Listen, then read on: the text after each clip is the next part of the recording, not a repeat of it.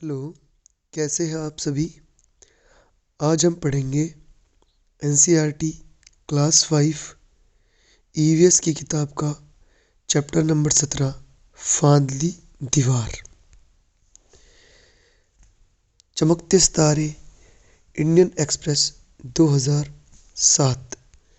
तो शुरू में यहाँ पे ये एक अखबार की रिपोर्ट दे रखी है। अखबार में खबर छपी है, इंडियन एक्सप्रेस अखबार का नाम है। जैसे कि अखबार आज आप सभी देखते अपने घर में भी मम्मी पापा पढ़ते हैं, आपने भी कभी ना कभी पढ़ा होगा। ऐसा ही अखबार है, उसकी एक रिपोर्ट है, ये एक खबर है। अफसाना मंसूरी है तो सिर्फ 13 साल की, पर वह अभी से दीवार फांद चुकी है। वह दीवार जो उसकी झुग्गी और बास्केटबॉल कोर्ट के बीच है। तो बच्चों, ये जो खबर है ये एक लड़की के बारे में है जिसका नाम है अफसाना मंसूरी। उसकी उम्र 13 साल की है और उसने कोई दीवार फांद ली है। ये कोई सचमुच की दीवार नहीं है। ये दीवार कैसी दीवार है, ये हमें अभी आगे जब पाठ को पढ़ेंगे तो पता चलेगा। और ये दीवार जिस झुग्गी में वो रहती थी, उस झुग्गी और बास्केटबॉल कोर्ट के बीच की दीवार है। ये दीवार समाज के द्वारा खड़ी की गई दीवार। देखो लिखा है यहाँ पे, समाज के द्वारा खड़ी की गई दीवार। उस लड़की के सामने जो अपने परिवार को चलाने के लिए बर्तन मांजती है। लिंग भेद की दीवार भी जो उसकी माँ ने उसके सामने खड़ी की थी। तो कौन सी दो दीवार फांदी थी अफसाना मंसूरी ने? एक तो समाज द्वारा खड़ी की गई दीवार और दूसरी लिंग भेद की दीवार। अभी लिंग भेद क्या होता है बच्चों? लिंग भेद का मतलब होता है लिंग के आधार पर कि कोई लड़का है लड़की है, इसके आधार पर उनके साथ भेदभाव करना कि भाई ये लड़का है तो ये काम कर सकता है, ये लड़की है तो ये काम नहीं कर सकती। लड़का है तो इतने बजे घर से बाहर रह सकता है, लड़की है तो इतने बजे घर से बाहर नहीं रह सकती। लड़का है तो ये काम करेगा, लड़की है तो ये काम करेगी नहीं करेगी। तो इस तरह के जो हम भेद करते हैं लड़का लड़की में, उसे लिंग भेद कहते हैं।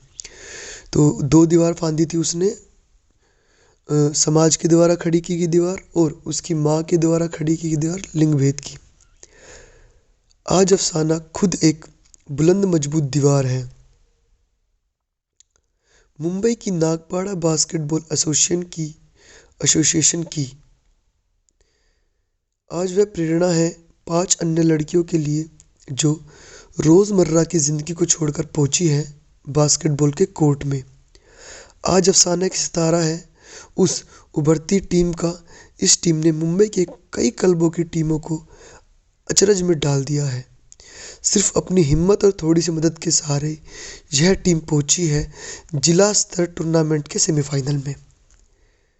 तो बच्चों देखो, अफसाना की खबर छपी है, ये कैसे भाई बताया गया है कि वो उसको समाज ने खेलने से रोका बास्केटबॉल, उसके मम्मी ने भी रोका कि तू लड़कियां नहीं खेलेगी, लेकिन वो खुद एक मजबूत दीवार बन गई है अपनी टीम की।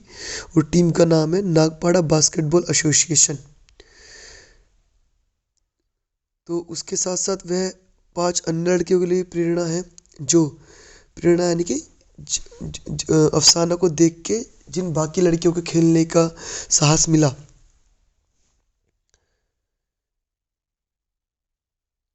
और उनकी टीम इतनी अच्छी टीम बन गई थी कि उन्होंने जो कई क्लब बने हुए थे टीम्स के, उनको भी आश्रय में डाल दिया था कि भाई ये कितनी शानदार टीम है। और वो जिला स्तर के टूर्नामेंट के सेमीफाइनल में पहुंची है। तो एक मुलाकात। अब जो इस पाठ को लिखने वाला है वो अपने शब्दों में इस पाठ को लिख रहा है कि कैसे वो उन लड़कियों से मिला अफसाना से, और जब बाकी लड़कियां थी क्या क्या उसने उससे बात की, वो सभी लिखा है। तो सबसे पहला है एक मुलाकात। अब वो जो कुछ बोलेगा, लिखने वाला जो राइटर है उसकी लाइनें सारी है। हमने अफसाना और उसकी नागपाड़ा बास्केटबॉल टीम के बारे में अखबार में पढ़ा। तो जो रिपोर्ट ऊपर लिखी हुई है बच्चों, यही रिपोर्ट राइटर ने पढ़ी है, इस पाठ को लिखने वाले ने। तब सोचा क्यों न हम इस टीम की लड़कियों से मिले और तुम सभी से इनकी पहचान कराए। हम मुंबई के Chhatrapati Shivaji terminal railway station पर उतरकर चले नागपाड़ा की तरफ। तो जो बेटा रेलवे स्टेशन का टर्मिनल वो होता है जहाँ पर बहुत सारी ट्रेन्स एक साथ आकर रुकती है। मतलब कि वहाँ पे ऐसा नहीं होता कि एक ही ट्रेन आती है, वहाँ पे बहुत सारी ट्रेन आती है। तो वो चले नागपाड़ा की तरफ। स्टेशन से पैदल चलो तो नागपाड़ा लगभग 20 मिनट की दूरी पर है। हमने वहाँ अफसाना और नागपाड़ा बास्केटबॉल एसोसिएशन की लड़कियों की बातें की। तुम भी पढ़ो हमारी एक मुलाकात। तो आगे पढ़ते हैं कि एक मुलाकात जो इन्होंने की, उन लड़कियों से क्या क्या बातचीत हुई। बड़ी मज़ेदार बातचीत है और हमें जानने को मिलेगा कि उन लड़कियों को बास्केटबॉल खेलने में कितनी परेशानियों का सामना करना पड़ा, क्या क्या उनके साथ हुआ। चलिए चलते हैं आगे। मिलो इस अनोखी टीम से, अफसाना, जरीन, खुशनूर, आफरीन से। ये लड़कियां पहले तो ज़रा चुपचाप थी, पर जब शुरू हुई तो बस। जरीन ने शुरुआत की, मेरा घर हमारे इस ग्राउंड के बिल्कुल सामने है। मेरा भाई भी यहाँ खेलता है। मैं अपनी बालकनी में खड़े खड़े लड़कों का खेल देखती रहती। तब मैं 7वीं में पढ़ती थी। जब लड़कों का मैच होता था तो बहुत सारे लोग देखने आते। जीतने वाली टीम को बहुत सराहा जाता। खिलाड़ियों को सभी चीयर्स करते, उनकी हिम्मत बढ़ाते। बच्चों, चीयर्स करना समझते हो ना? जैसे कई बार हम स्कूल में दौड़ते हैं, दौड़ लगाते हैं, जो 2 बच्चों की दौड़ होती है, तो जब एक बच्चे को आप नाम पुकारते हो, जैसे मान लो रोहित और शुभम की दौड़ हो रही हो और आपको रोहित आपका पसंदीदा प्लेयर है, तो आप क्या करते हो? रोहित रोहित। इस तरह से चीखना चिल्लाना, अपने प्लेयर को सपोर्ट करने को चीयर्स बोलते हैं। यह सब देखकर मुझे लगता क्यों ना मैं भी खेल लूँ। क्या मुझे भी अपना हुनर सबके सामने दिखाने का मौका मिलेगा? तब मैंने हमारे कोच को कुछ डरते हुए पूछा।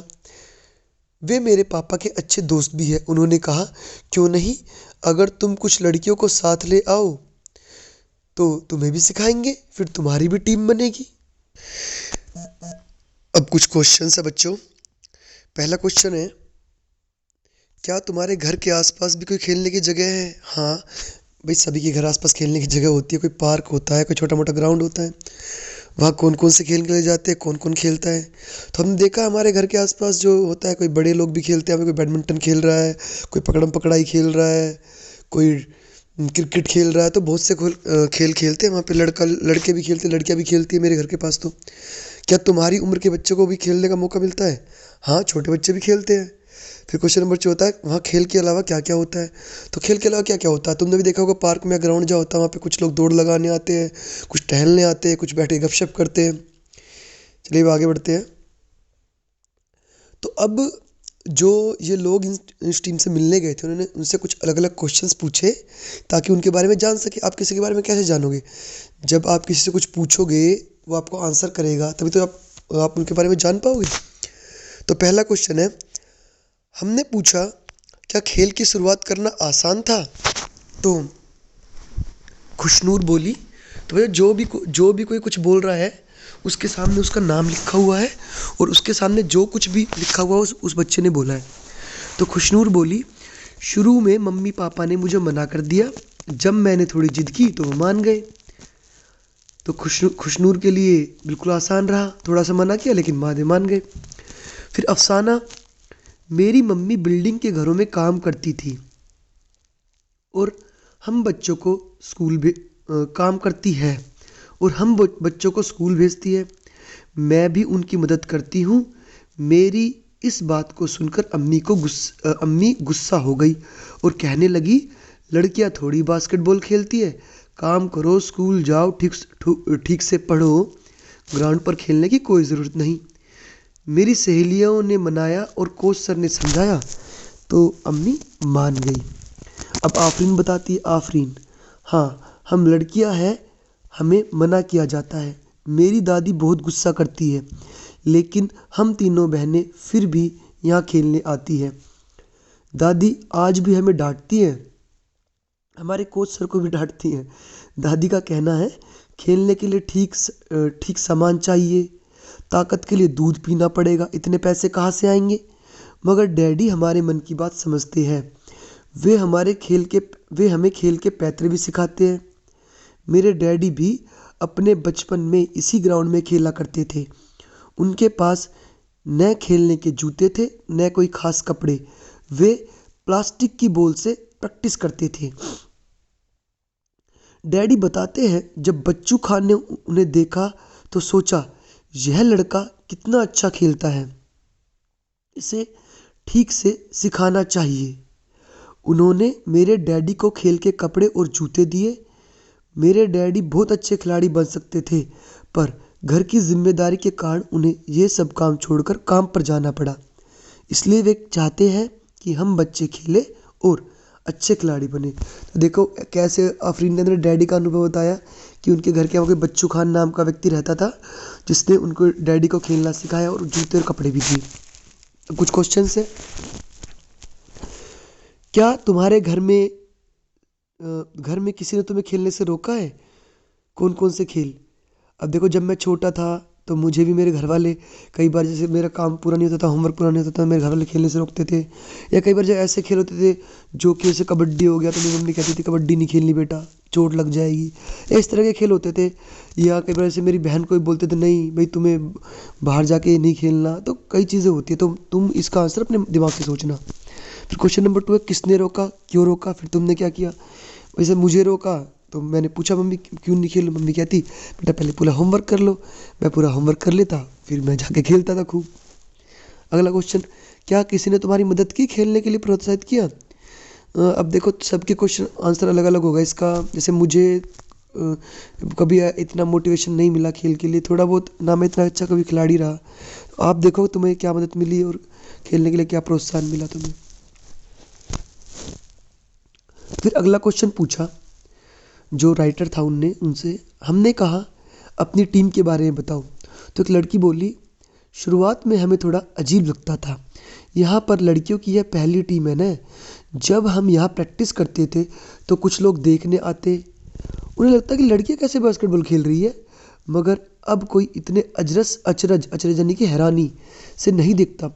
अब सब मानने लगे हैं और हम भी अच्छा खेल सकती है। तो लड़की ने बताया कैसे भाई, शुरू में जब सब उन्हें घूरते या खेलते टाइम देखते कि लड़कियां देखो कैसे खेल रही है, तो बहुत ऑकवर्ड सा, बहुत अजीब सा लगता था उन्हें।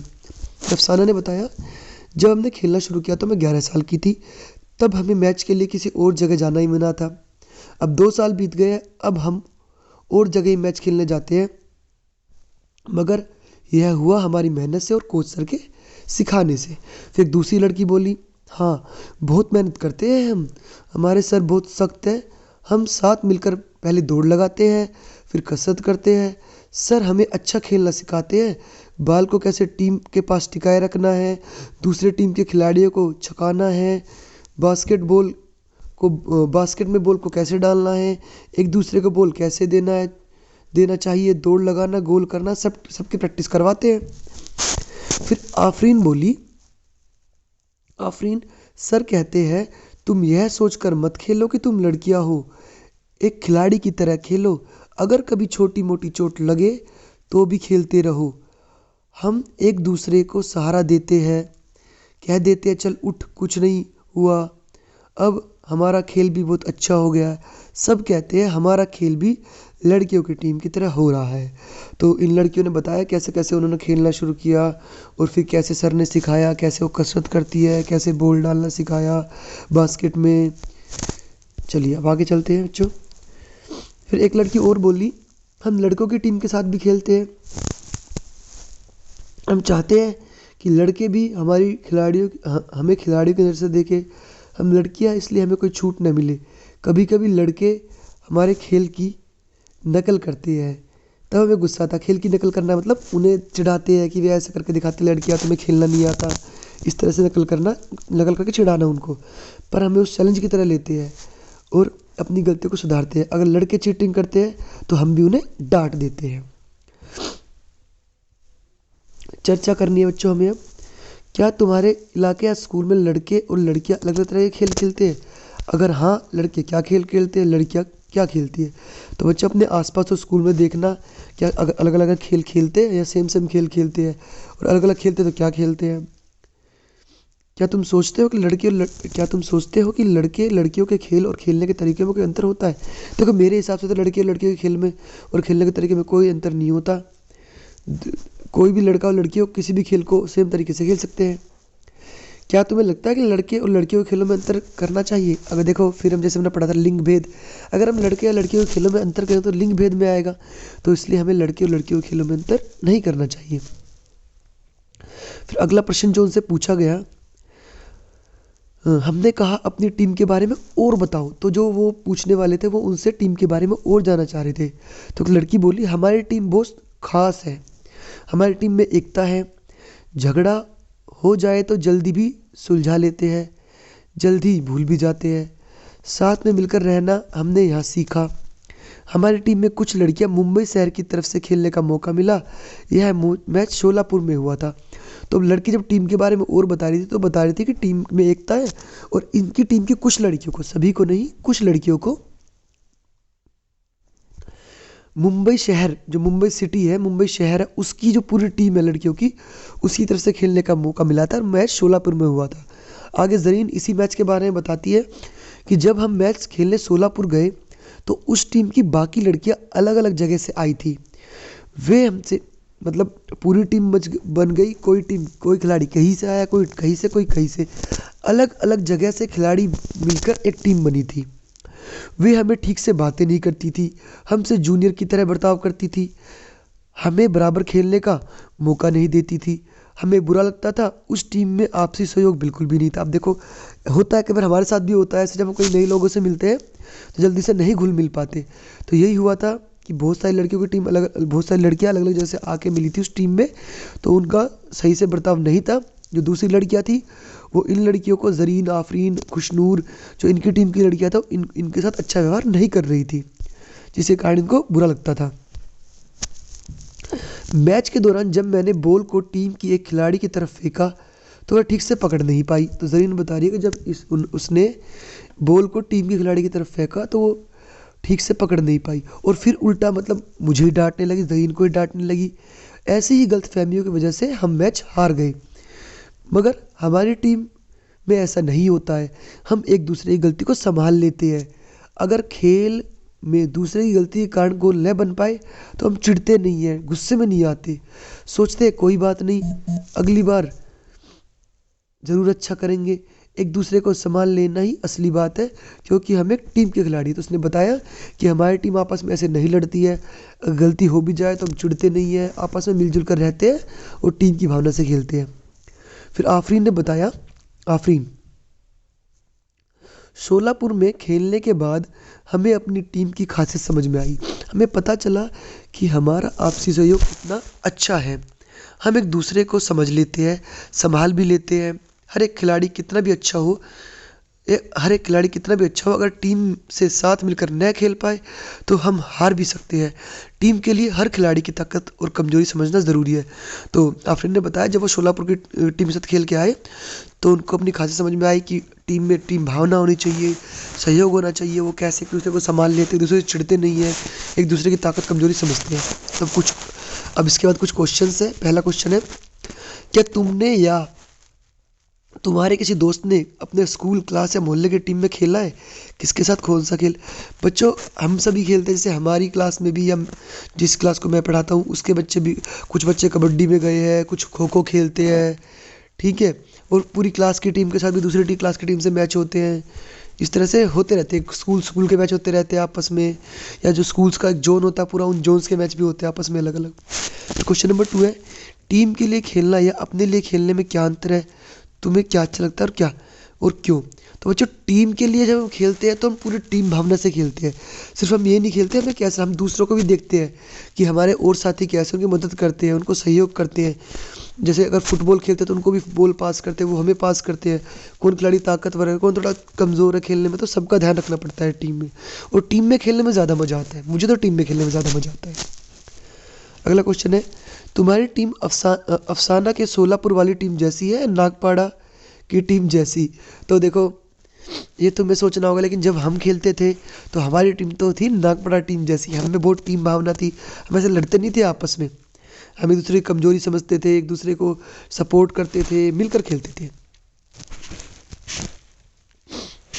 अब अगला क्वेश्चन है, टीम में रहते हुए भी टीम के लिए खेलना है सिर्फ अपने लिए खेलने में तुम्हें क्या अच्छा लगता है? अगर देखो हम टीम में खेल रहे हैं और लेकिन सिर्फ अपने अपने खेल पे ध्यान दे रहे हैं तो हमारी टीम कभी नहीं जीत पाएगी। इसलिए मुझे तो टीम में खेलना ही अच्छा लगता है। अपने लिए अगर खेलेंगे तो फिर हम टीम को हरवा ही देंगे पूरी तरह से। अगला क्वेश्चन उन्होंने पूछा कि हमने कहा यहाँ तक पहुँचे हो, अब आगे क्या? यानी कि इतना खेलना सीख गए लेकिन अब आगे क्या? तो अफसाना बोली, जब से हम अच्छा खेल रहे हैं तब से हमें कई जगह जाने के मौके मिल रहे हैं। हम अपने राज्य और शहर के लिए खेले हैं। हमें उम्मीद है कि कड़ी मेहनत करके हम देश के लिए खेलेंगे। तो जब भी कोई खिलाड़ी देश के लिए खेलता है तो क्या शुरू करता है? पहले अपने मोहल्ले में खेलता है, मोहल्ले में खेल के अपने शहर या गांव के पूरे गांव की टीम में खेलता है, गांव की टीम से वो जिले की टीम में खेलता है, फिर वो अच्छा खेलता है तो फिर उसको राज्य की टीम में मौका मिलता है, राज्य की टीम में मौका मिलने के बाद फिर वो देश के लिए खेल पाता है। और फिर अफसाना कहती है, हाँ फिर क्रिकेट खिलाड़ियों की तरह हमें भी सब जानेंगे। हम सब चाहते हैं कि हम अच्छा खेलें, अपने इलाके और आगे चलकर अपने देश का नाम आगे बढ़ाएं। भारत की लड़कियां गोल्ड मेडल जीते, हम ये करके दिखाएं। तो कुछ क्वेश्चन है बच्चों आगे। अपने स्कूल या इलाके की तरफ से तुमने किसी खेल प्रतियोगिता में हिस्सा लिया है? तुम्हें कैसा लगा? तो सोचो और बताओ। क्या तुम्हें खेलने के लिए दूसरी जगह गए थे? कैसी थी वे जगह? तुम्हें दूसरी जगह जाना कैसे लगा? देखो जब मैं छोटा था तो मैं एक जगह खेलने गया था अपने स्कूल की टीम की तरफ से, और बहुत अच्छी जगह थी। हमारी टीम मैच हार गई थी क्रिकेट का, लेकिन दूसरी जगह जाकर खेलना बहुत अच्छा लगता है, बहुत अच्छा लगता है। क्या तुमने भारत और दूसरे देश के बीच में कोई मैच देखे? हाँ, लगभग क्रिकेट हर घर में देखते हैं। क्रिकेट हुआ, जैसे अभी फुटबॉल का वर्ल्ड कप हुआ था तो भी सबने देखा। तो सभी देखते हैं भारत और दूसरे देश के बीच मैच। भारत पाकिस्तान होता है, भारत इंडिया नहीं, इंडिया और पाकिस्तान का होता है, इंडिया ऑस्ट्रेलिया के क्रिकेट मैच होते हैं, तो सब देखते हैं।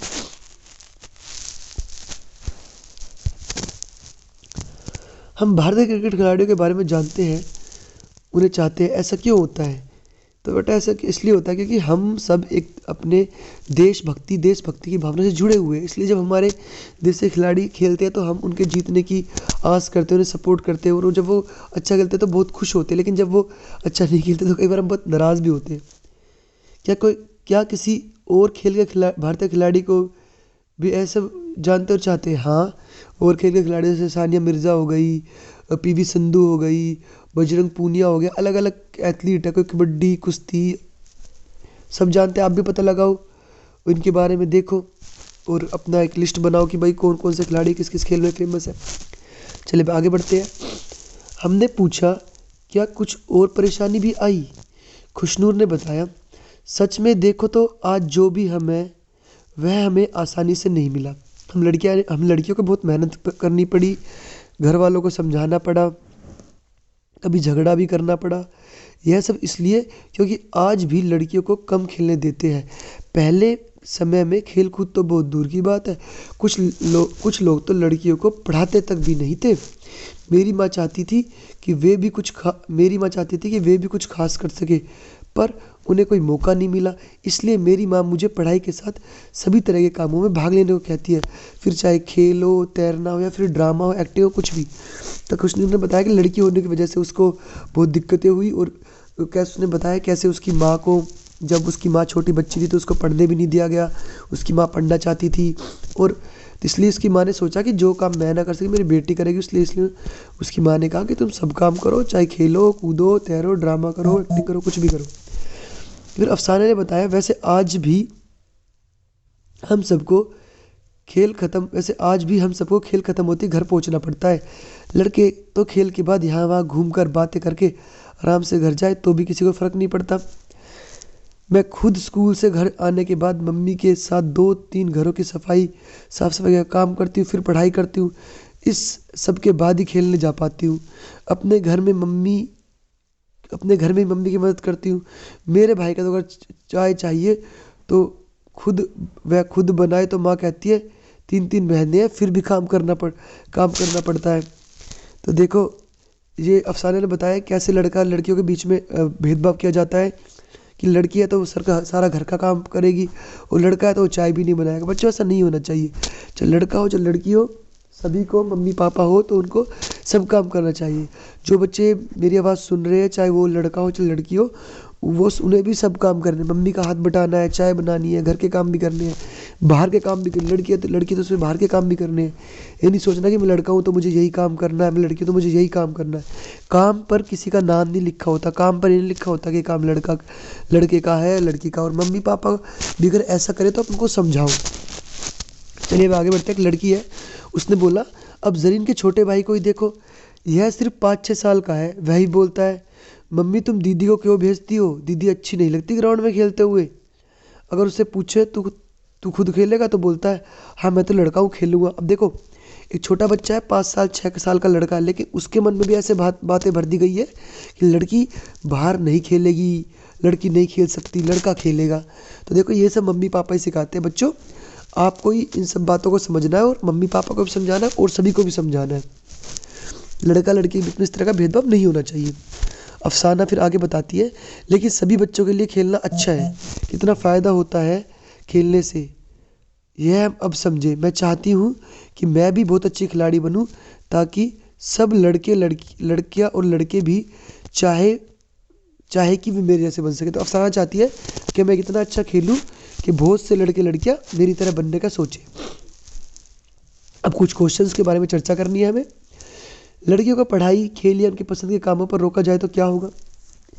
बच्चों को, लड़कियों को पढ़ाई, खेल उनकी पसंद से रोका जाएगा तो बेचारी पढ़ लिख नहीं पाएगी, अनपढ़ नहीं रह जाएगी, अपने लिए अच्छा नहीं कर पाएगी, उनके साथ मतलब अपना जीवन अच्छे से नहीं जी पाएगी आगे, और अच्छा नहीं होगा बिल्कुल भी। लड़का हो चाहे लड़की हो, सभी को उनके पसंद के काम कर देने चाहिए। फिर क्वेश्चन नंबर 2 है, अगर तुम्हें किसी खेल या ड्रामे में शामिल होने से रोका जाए तुम्हें कैसा लगेगा?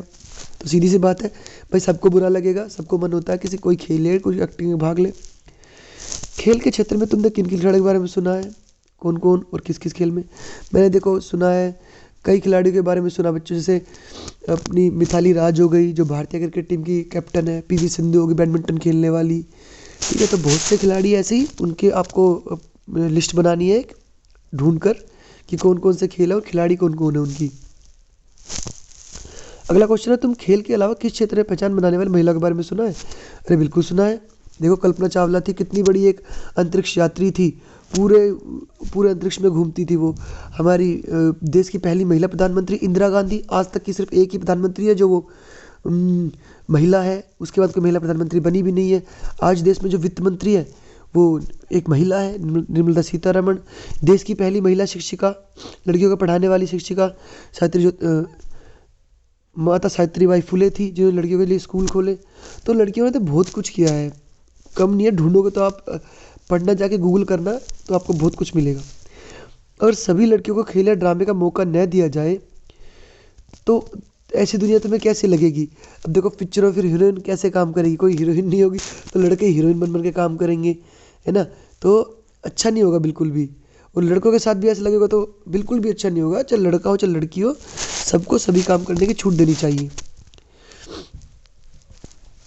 क्या तुम किसी लड़की या महिला को जानते हो जिसके जैसा तुम बनना चाहते हो? तो मैं तो बच्चों जैसे हमारे देश की पहली महिला शिक्षिका थी सावित्रीबाई फुले, उसके जैसा बनना चाहता हूँ कि उन्होंने लोगों को पढ़ाने के लिए कितना काम किया। तुम भी अपना सोच के बता सकते हो। आगे फिर आफरीन कहती है, मैं सिर्फ इतना चाहती हूँ कि जब तुम कुछ बनने का सपना देखते हो तो उसे करने की पूरी कोशिश करो। बिल्कुल ठीक बात है, हमें करना भी चाहिए जो हम सपना देखें। फिर खुशनूर कहती है, अगर यह लगता है कि हमें कुछ बनना है तो उसके लिए पहले खुलकर कहना चाहिए, अपनी इच्छा बतानी चाहिए। अगर यह नहीं किया तो बाद में पछतावा होगा। बिल्कुल ठीक बात है। आप भी बच्चों, अगर आपको अपनी लाइफ में कुछ भी करना है, कुछ भी पढ़ना है, तो आपको अपने मम्मी पापा से खुलकर बात करनी चाहिए कि मम्मी पापा मुझे ये करना है, मुझे ये करने का मन होता है। तो आगे उनसे पूछा गया कि तुम्हारे बारे में अखबार में आया है, अब इस किताब में भी तुम्हारे बारे में छपेगा, यह सोचकर तुम्हें कैसा लगता है? तो आफरीन बोली, यह जानकर खुशी हुई, अजीब सी खुशी। ऐसा लगता है कि हम और अच्छा खेले, अपने इलाके का, देश का नाम आगे बढ़ाए।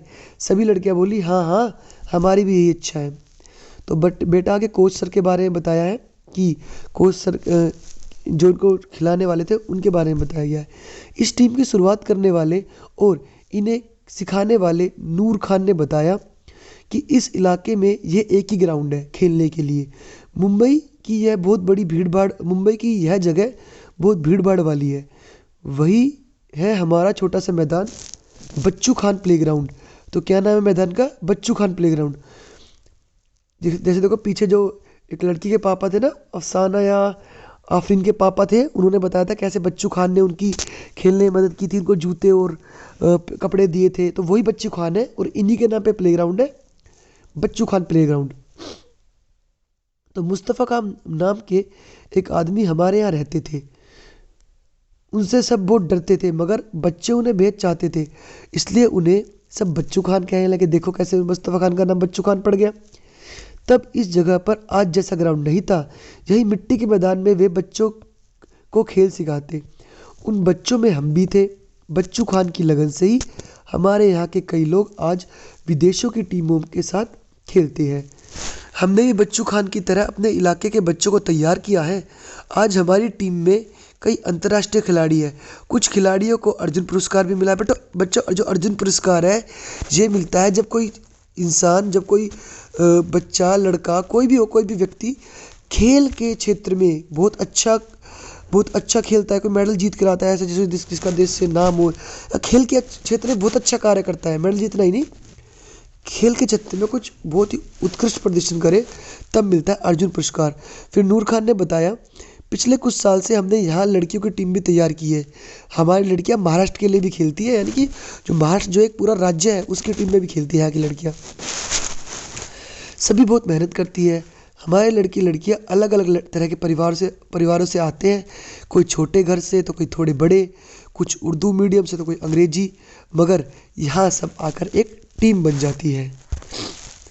सोचो और लिखो। अखबार की ये अब अगला क्वेश्चन जो है, अखबार की यह रिपोर्ट में लिखा था अफसाना दीवार फांद चुकी है। लिंग भेद की दीवार भी जो उसकी माँ ने खड़ी की थी। सोचकर अपने शब्दों में लिखी कौन सी दीवार थी और लिंग भेद का क्या मतलब होता है।